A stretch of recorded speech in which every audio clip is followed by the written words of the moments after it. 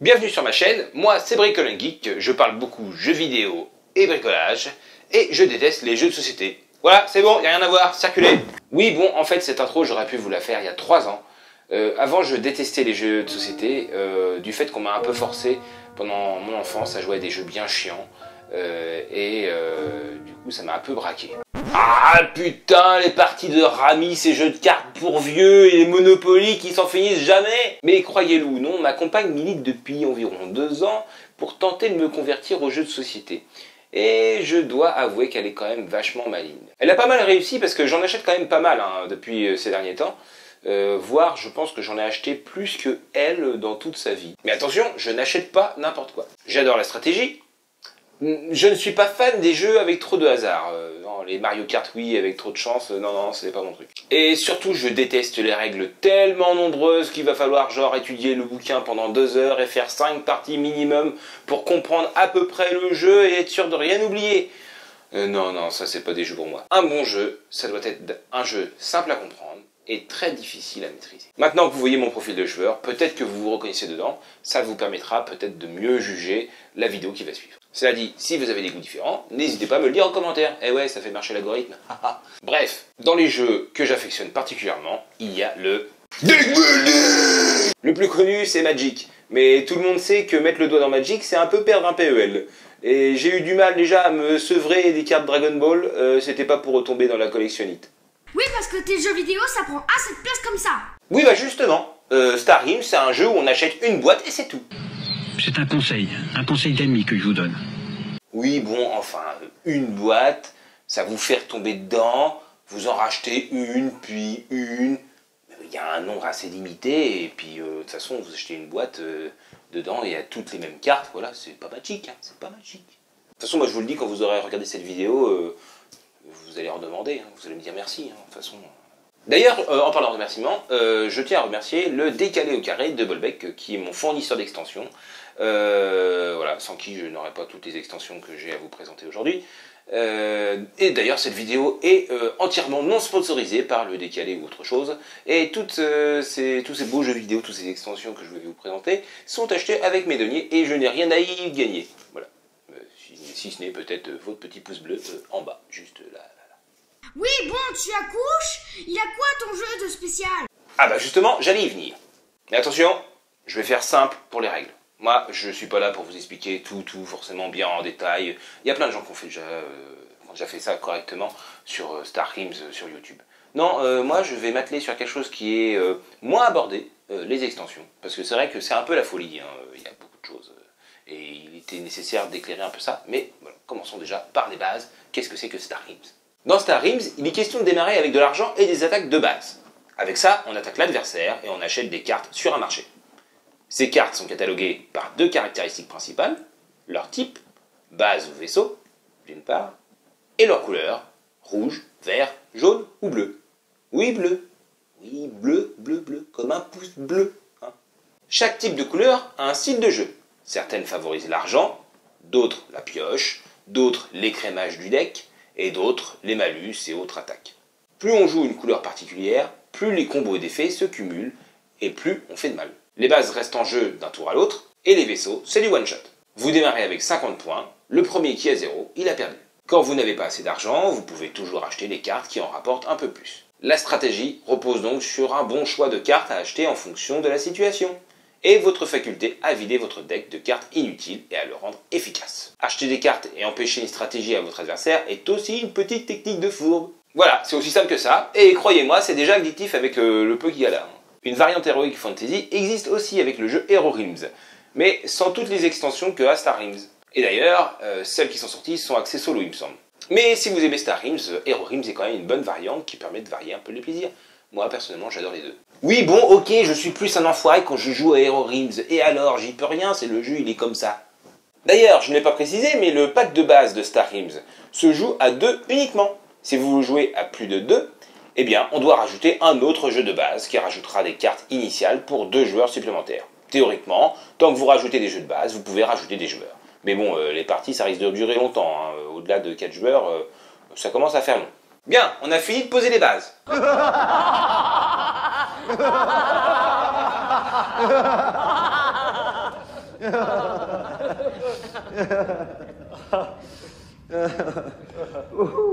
Oui, bon, elle était facile celle-là. Hein. Parlons donc des jeux de base qui ne sont pas des extensions par eux-mêmes, voilà, mais bien un morceau du jeu comme l'original, un peu indépendant, mais quand on met tout ensemble, bah, ça fait un gros jeu. Au jeu de base initial, on peut rajouter 2 autres jeux de base. D'ailleurs, pour vous y retrouver, un petit logo est présent en bas de chaque carte. Et je vais les faire apparaître désormais en bas de l'écran pour que vous y retrouviez dans cette vidéo. D'ailleurs, quand vous jouez, si ce logo est jaune sur la carte, ça vous indique qu'elle est rare. Bon, commençons déjà par les cartes de Star Realms, premier du nom. Comme tout jeu de base, il intègre pas mal de petites cartes, certes indispensables à un bon équilibre, mais pas si impressionnantes. Arrêtons-nous sur les plus grosses et donc rares. Donc par exemple, on a voilà, ce combattant vert, enfin ce vaisseau vert, qui permet donc de faire des attaques et en même temps de piocher une carte si on a déjà du vert. Si on la jette, on récupère 4 points de dégâts en plus, mais ce sera qu'une seule fois parce qu'elle part tout de suite dans la poubelle. Les bleus, fidèles à leurs habitudes, nous font gagner soit de l'argent, soit des points. Donc il est utile de les piquer du marché pour pas que l'adversaire les ait. Et en plus celle-là, elle est vachement intéressante. Bon, elle vaut 8, c'est normal. Elle permet de piocher 2 cartes. Et en plus, vous pouvez détruire une base ciblée si vous jouez bleu. Cette carte, certes moins chère, donc forcément moins efficace, est quand même vachement intéressante du fait qu'elle donne de la vie et de l'argent en même temps. Et si vous avez au moins 2 bases en jeu, vous piochez 2 cartes. Très intéressant. Si on va dire vous avez déjà un petit peu d'avance et qu'on n'arrive pas à vous liquider vos bases, là ça conforte encore plus votre avantage. Autre carte très intéressante pour le vert. Cette carte permet de faire l'acquisition de n'importe quel vaisseau sans en payer le coût et le placer au sommet de votre deck. Faut savoir qu'il y a quand même quelques cartes comme ça dans le jeu, mais il n'y en a pas tant que ça. Et souvent, elles sont limitées à un nombre maximum, on va dire, d'achats. Celle-là, elle coûte 6, c'est encore raisonnable, mais elle permet d'avoir n'importe quelle carte. Donc c'est vachement bien, quoi. Encore une carte verte qui, fidèle aux habitudes des cartes vertes, vous permet de piocher des cartes. Cette fois, avec déjà du vert, on peut piocher 2 cartes en plus d'attaquer de 6. Cette carte est plutôt intéressante côté rouge. Bon, déjà, c'est une carte garde. Ça veut dire que pour nous attaquer, nous enlever des points, il faut d'abord déglinguer les points de cette carte-là. Ce qui n'est pas le cas des cartes avec du gris à cet endroit. La carte Mécamonde permet d'être copine avec n'importe quelle autre faction. Donc, c'est vachement pratique. Tant qu'on vous la flingue pas, vous pouvez avoir des effets bonus sur plein de cartes. Bon, bien sûr, c'est une seule à la fois. Hein. Elle n'est pas Mécamonde, elle n'est pas copain avec du jaune et du bleu en même temps dans la même partie. Hein. Enfin, la même partie, dans le même tour. Voilà, faut être précis. Chose bien sur le jeu de base, certaines cartes rouges ne font pas que enlever des cartes pour vous écrémer le deck. Elles vous permettent aussi d'avoir des cartes comme ça avec des effets un peu bonus, un peu uniques. Et moi, j'aime bien ce petit vaisseau parce que suffit qu'on ait un vaisseau puissant, pour 4, on peut avoir un truc vachement plus gros. Une carte bleue fidèle à l'argent, qui en plus nous permet de mettre le prochain vaisseau qu'on achète directement au-dessus du deck. Encore une carte rouge qui ne fait pas que enlever des cartes dans la défausse. Elle permet aussi de tuer une base ciblée et en plus de piocher une carte, ce qui est assez rare en fait pour une rouge. Alors cette carte là, moi je l'appelle l'écrémeuse. C'est vachement bien parce que quand vous avez cette carte en jeu et qu'on vous la tue pas, vous allez écrémer votre jeu mais à une vitesse. Ah, les cartes jaunes qui font défausser des cartes, trop bien. Voilà. Ça, avec ça, votre adversaire va vous maudire parce que non seulement ça attaque fort quand même, avec 6 points de dégâts si vous avez du jaune, mais en plus, il défaussera une carte. Alors ça, c'est une carte vachement intéressante pour le vert qui permet de virer une carte qui ne nous sert pas sur la ligne d'achat ou qu'on ne voudra pas que l'ennemi l'ait. Très intéressant donc. Et en plus, on peut détruire une base ciblée. Ça, c'est vraiment top. Alors, cette carte-là, elle ne paye pas de mine. Mais croyez-moi, si elle vaut 8, c'est pas pour rien. Vous piochez une carte pour chaque carte verte, une carte blob, que vous avez jouée à ce tour. Imaginons, vous avez cette carte-là et vous jouez en vert. Genre, vous avez que des cartes vertes. Donc, pour 5 cartes piochées, vous posez celle-là. Et donc, pour chaque carte blob que vous avez jouée à ce tour, c'est une carte blob. Si vous venez de la jouer, elle vous rapporte déjà une carte plus à piocher, mais si vous avez encore 4 autres cartes blob, vous avez 4 cartes à piocher. C'est un truc de fou. Et avec ça, vous déglinguez l'adversaire. Et une petite carte bleue qui permet aussi de piocher les cartes, c'est pas si courant. Les deux autres jeux de base à avoir absolument sont Colony Wars et Frontières. Pour moi, Frontières est plus intéressant si vous devez n'en choisir qu'une. De par ses cartes un poil plus évoluées, mais aussi parce qu'il ajoute le mode solo, que je n'ai jamais testé d'ailleurs. Colony Wars n'est cependant pas dénué d'intérêt, bien au contraire. D'ailleurs, inspectons un peu certaines cartes. Avec Colony Wars, on a rajouté quelques cartes. Donc je vais aller un peu plus vite. Donc des cartes qui permettent de détruire des bases, voilà, qui tapent assez fort. Des cartes qui permettent de faire des acquisitions, comme je vous disais, à partir de 6, enfin jusqu'à 6. Des cartes qui permettent d'enlever 2 cartes, voilà, et en plus de piocher sur du rouge.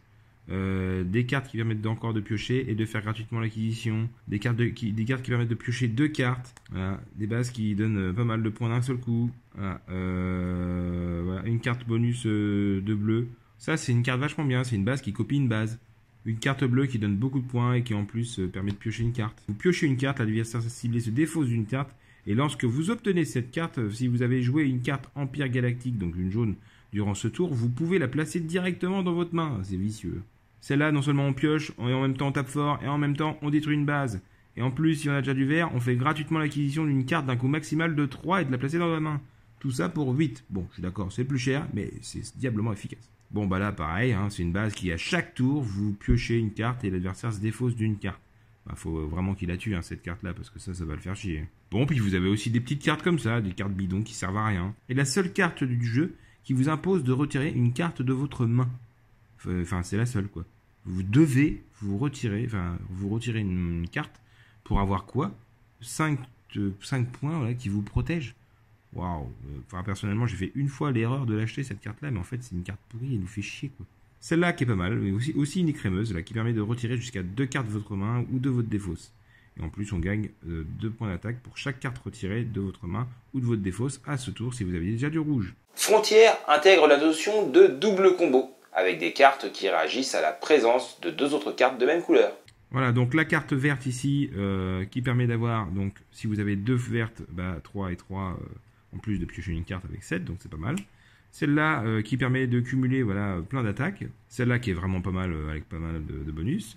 Celle-là qui permet de faire l'acquisition d'une base ou d'un vaisseau d'un coup de 6 ou moins, et en plus de gagner de la vie, et en plus de mettre ça au-dessus du deck. Le Blob Alpha. Alors là, le Blob Alpha, je peux vous dire, il envoie du lourd. 10, c'est la carte la plus puissante du jeu au niveau attaque, d'un seul coup. Voilà, fait que ça, 10 points barre. Celle-là, elle est pas mal, parce que malgré que ce fait que ce soit une bleue, elle attaque, et en plus, elle gagne elle permet de récupérer de la vie.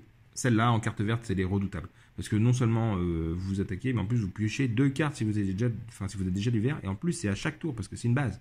Une carte assez polyvalente, pareil pour du bleu, et en plus ça les garde. Une carte rouge qui permet d'écrémer le jeu, et en plus de détruire une base ciblée. Une carte rouge encore qui permet de piocher 2 cartes, et que vous pouvez retirer jusqu'à 2 cartes de votre main ou de votre défausse. Là, c'est pareil, c'est une écrémeuse, vachement bien ça. Pareil, une base rouge qui permet de piocher une carte à chaque fois dès qu'on a du rouge, et en plus d'écrémer son jeu. Très utile. Une petite carte verte avec action multiple et qui en plus permet de gagner de l'argent et en plus détruire une base ciblée. Ça, je peux vous dire que quand ça tombe aussi, c'est pas mal parce que voilà, le vert, souvent, il n'y a pas trop d'argent qui tombe avec, mais là, il y a vraiment de tout. Hein. Une carte plutôt intéressante voilà, qui permet de faire une attaque assez lourde de 7, de piocher 2 cartes et en plus, si on a déjà du jaune, de forcer l'adversaire à se défausser d'une carte. Alors, si avec ça, on n'est pas une peau de vache, franchement, c'est top. Petite carte bleue, assez polyvalente, voilà, avec du gain de vie et de l'attaque, pour pas très cher en plus. Carte bleue très puissante, voilà, qui permet de taper, de récupérer de la vie, de piocher une carte et en plus de détruire une base. Voilà, elle vaut bien ces 7 d'achat. Bien, après déjà ce bon pack de départ, je vous propose les premières extensions qui sont pour moi voilà, la suite logique de ces jeux de base. Les extensions Crisis. Les extensions Crisis se composent donc de 4 boosters avec Flotte et Bastion, Base et Vaisseau, Héros et Événements. Flotte et Bastion ainsi que Base et Vaisseau rajoutent des bases et des vaisseaux. Pas transcendant, mais toujours bon à prendre. Ça va permettre d'équilibrer les extensions qui arrivent derrière qui comportent plus de grosses cartes. Héros ajoute des cartes héros qui rentrent en jeu dès qu'on les achète, mais qui ne sont utilisables qu'une seule fois. Ils ont tous un bonus lié à la couleur associée, et n'ont d'intérêt que si vous jouez peu avec la couleur qui leur appartient. Événement rajoute du piment avec des actions aléatoires sortant du marché, impactant tous les joueurs d'un coup. Alors on a les cartes flotte et ici on a les cartes bases, donc il y a tous les decks. Donc voilà, alors je vous les passe. Vous mettrez sur pause pour voir ce qui s'est passé, enfin ce qui est devant. Voilà, bon, c'est des cartes assez basiques. Hein. Des cartes de de base qui protègent, voilà, des cartes jaunes classiques qui piochent des cartes, il y a un peu de rouge qui pioche des cartes aussi, pareil pour du vert, voilà, il y a beaucoup de cartes qui en fait qui permettent de piocher des cartes sur ce truc là, quelle que soit la couleur. Pour ce qui est donc par contre de la partie flotte, là on était sur bastion et base, non, attendez, non là on était sur base et vaisseau, et là c'est flotte et bastion. Donc flotte et bastion, voilà, permet d'acquérir des vaisseaux, retirer des cartes, piocher des cartes, retirer des cartes de la ligne d'achat, des trucs assez classiques en fait. Retirer des cartes de la main ou de la défausse, de retirer des cartes jusqu'à 2 cartes de la ligne d'achat, encore une acquisition, de piocher une carte et puis de défausser une carte. Vous pouvez retirer une carte de la Fédération du commerce technoculte ou Empire galactique de votre main ou de votre défaut. Si vous le faites, vous piochez une carte. Ah oui, ça c'est une carte qui permet d'écrémer. Voilà, mais d'écrémer tout sauf du blob. Donc c'est si vous voulez principalement jouer avec du vert. Elle est un peu unique celle-là, il n'y en a pas d'autres comme ça dans le jeu. Pas dans d'autres couleurs en plus. Et celle-là, de gagner la vie et de piocher une carte. Voilà, des extensions, comme je disais, assez basiques, mais intéressantes quand même pour compléter le jeu. Côté cartes héros, donc ce sont des cartes qui coûtent pas très cher, entre 2 et 1. Voilà, mais qui ne sont utilisables qu'une seule fois. Il y a un symbole poubelle devant chaque, et elles rentrent en jeu directement lors de l'acquisition et ne sont pas défaussées à la fin du tour. Donc elles restent sur le côté de votre jeu, et par contre quand vous devez l'utiliser, c'est poubelle. Du coup, on voit bien que là il y a un effet d'attaque, et en plus elles permettent de faire tous les effets vertes. Donc c'est utile que si vous avez une grosse carte verte toute seule. Ça c'est pareil pour le jaune. Le joueur ciblé en plus se défausse d'une carte. Celle-là c'est l'inverse, elle pioche une carte. Celle-là elle rapporte de la vie, 7 et 4. Celle-là elle permet de retirer une carte de votre main uniquement. Et celle-là aussi, il y a une autre rouge, voilà, et c'est là qui permet de retirer une carte de votre main ou de votre défausse. Voilà, donc c'est des cartes intéressantes. Souvent on les achète quand on a de l'argent en trop, qu'on sait pas quoi foutre. Genre une pièce qui est inutilisable, voilà, on achète ça, ça fait un bonus, on le met de côté, ça pourrait servir. Et enfin les événements qui sortent voilà, au hasard de la ligne d'achat. Donc par exemple ici, chaque joueur va perdre 5 points d'achat et vous retirez toutes les cartes de la ligne d'achat. C'est dommage, si vous voulez acheter, c'est parti. Ensuite c'est là par exemple, chaque joueur peut défausser jusqu'à 2 cartes et chaque joueur perd ensuite 4 points de vie. S'il n'a défaussé qu'une carte et 8 points de vie s'il n'en a défaussé aucune. Dans celle-là, le joueur dont c'est le tour gagne 4 sous et peut placer le prochain vaisseau qu'il acquiert à ce tour au sommet de son deck. Tous les autres joueurs piochent 2 cartes. Alors quand c'est marqué pioche, c'est pioche pas dans le marché, hein. Pioche leur jeu à eux. Hein. Sinon je vous explique pas le bordel là. Voilà, je vais pas détailler toutes les autres cartes qu'il y a, mais il y a quand même de quoi pimenter un peu le jeu. Une fois toutes ces extensions en votre possession, je pense que c'est terminé. On peut dire que vous êtes mordu. C'est foutu. Maintenant, place aux extensions Gambit et Cosmic Gambit. Ou autrement dit, le coup fourré que t'avais pas vu venir. Ces extensions vous proposent des cartes à part à distribuer en début de jeu et à garder face cachée jusqu'au moment fatidique où elles rentrent en jeu pour chambouler tout. Voilà donc pour les Gambits. Alors j'ai retrouvé aussi des cartes comme ça qui sont des cartes solo avec le petit symbole P. Voilà pour les Gambits. Donc je les ai mis de côté parce que moi j'utilise pas le solo. Les fameux vaisseaux. Voilà, alors des vaisseaux intéressants, voilà, parce que ils sont neutres. Et du coup, vous choisissez la faction dans laquelle ils vont jouer pour ce tour. Très intéressant. Et ensuite, voilà, vous avez des Gambits. Alors, c'est là qu'il y a un truc en G, c'est bizarre, c'est pas du P. Mais on l'utilise qu'une seule fois. Donc, je sais pas avec lequel il va, celui-là. Je sais pas. C'est un cosmique, un Gambit utilisable qu'une seule fois. Alors, d'autres sont dans le cas aussi. Hein. Par exemple, celle-là, ça rapporte 8 d'attaque. Ici, vous pouvez détruire une base et piocher une carte. Là, vous gagnez 1 point d'attaque à chaque tour, mais c'est valable tout le temps. Ça, c'est 2 points d'achat uniquement une fois. Lorsque vous êtes attaqué, réduisez les dégâts de 1 et ça ne protège pas vos bases. Ça, c'est valable tout le temps. Alors, très intéressant pour le début du jeu. Et si vous le jetez, vous piochez une carte. À faire acheter uniquement à la fin si vous allez crever. Faites l'acquisition d'un vaisseau de valeur de 4 ou moins sans en payer le coût. Voilà, 8 points de vie et ils vont plus vous piocher une carte. Voilà, c'est un gambit très intéressant celui-là. Il y a des gambits qui sont bien, d'autres qui sont moins bien. C'est le hasard, voilà. Et en plus, on a donc les Cosmic Gambits qui sont un petit peu différents, mais voilà, c'est toujours plus ou moins la même chose. Voilà, ce sont des petits bonus. Voilà, lorsque vous jouez un Viper, vous gagnez 2 points d'attaque supplémentaires. Voilà, donc c'est intéressant, mais les Vipers, on va pas en avoir 36 000. Hein, généralement, on les vire assez vite. Donc ça, c'est un gambit à avoir au début, et puis c'est tout. Retirez jusqu'à 2 cartes de votre main, voilà. Et on a aussi... on retrouve presque comme l'autre. Non, c'est la même, mais avec un C. On retrouve aussi ça. Intéressant. Ça, c'est une base qu'on a dès le début. C'est-à-dire que voilà, si on a ce gambit là, une base de 4 qui, si elle est tuée, va à la poubelle parce qu'on peut la racheter ni quoi que ce soit. Faut le mettre dès le début en fait, parce que comme on n'a pas beaucoup de force d'attaque dès le début, ça va inciter l'adversaire à avoir des cartes qui font mal, plutôt que des cartes qui rapportent de l'argent. Pendant ce temps-là, vous pouvez aller vous faire, on va dire, un renflouement de poche en achetant toutes les bleues. Dans la pratique, c'est des bonus que vous allez avoir dès le début du jeu, enfin au moins à utiliser dès le début du jeu.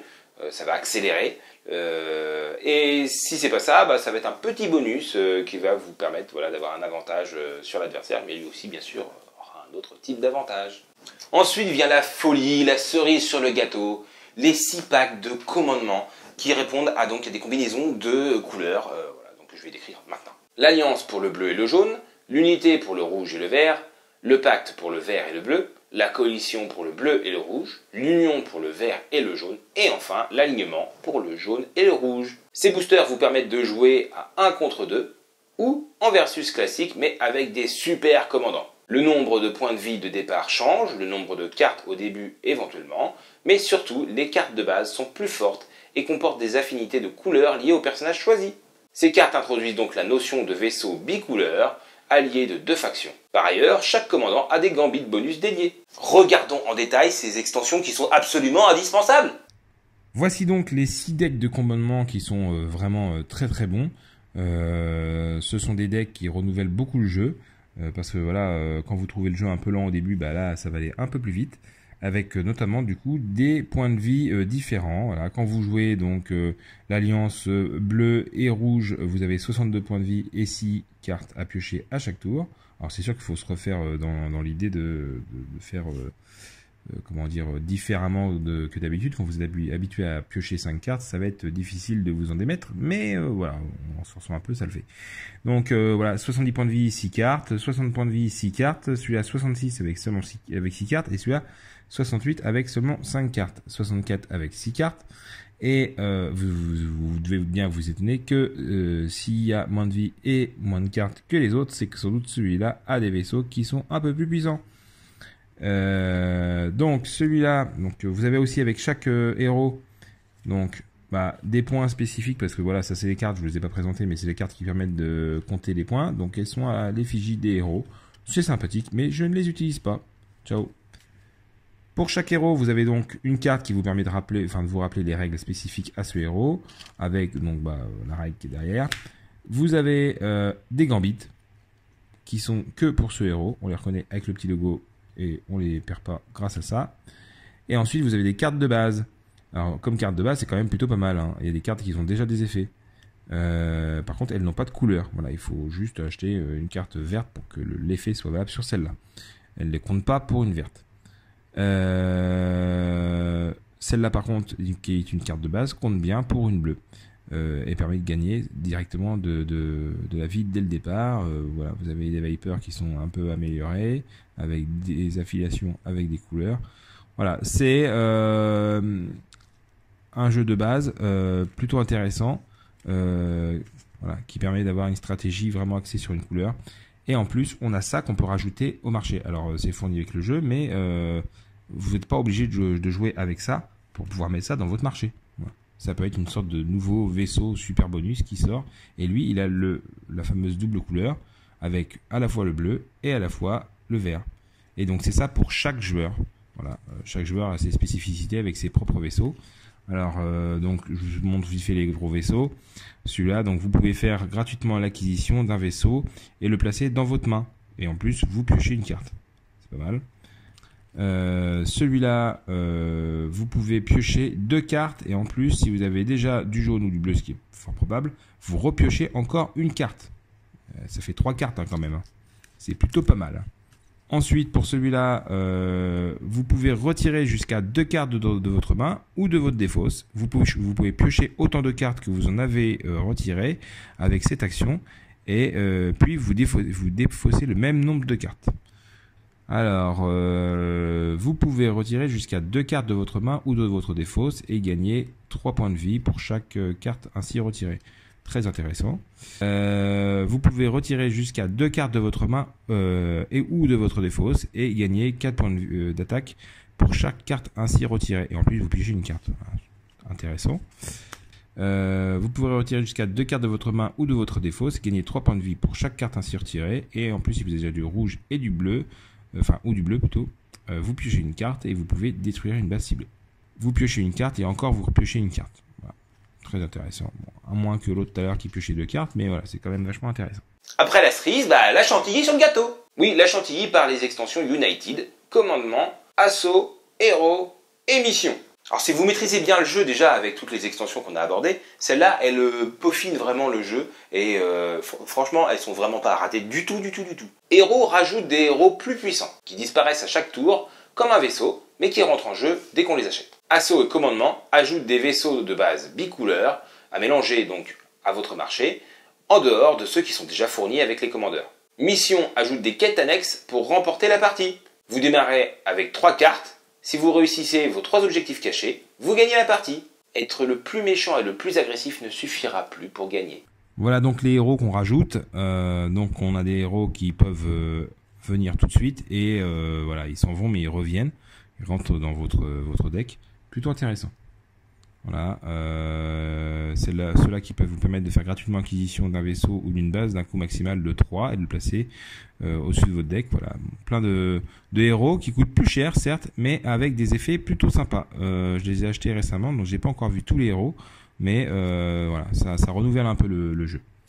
Assaut et commandement, voilà, donc là on a des cartes qui ont la mixité des 2 couleurs et il y en a quand même pas mal. Et j'avoue, franchement, ça fait plaisir parce que les commandeurs, ça donnait l'eau à la bouche. Et là, on en a encore plus. Alors des cartes un peu plus faciles d'accès, mais qui permettent de faire des combos plus facilement avec du coup plus de cartes différentes. Bon, vous n'êtes pas obligé de les intégrer tout le temps. Vous pouvez aussi vous amuser à les enlever de votre marché, de façon à voir ce que ça fait avec ou sans. Mais voilà, très intéressant d'avoir proposé des cartes supplémentaires avec les doubles couleurs. Les fameuses cartes mission, avec par exemple ici avoir au moins 2 bases de la même faction en jeu.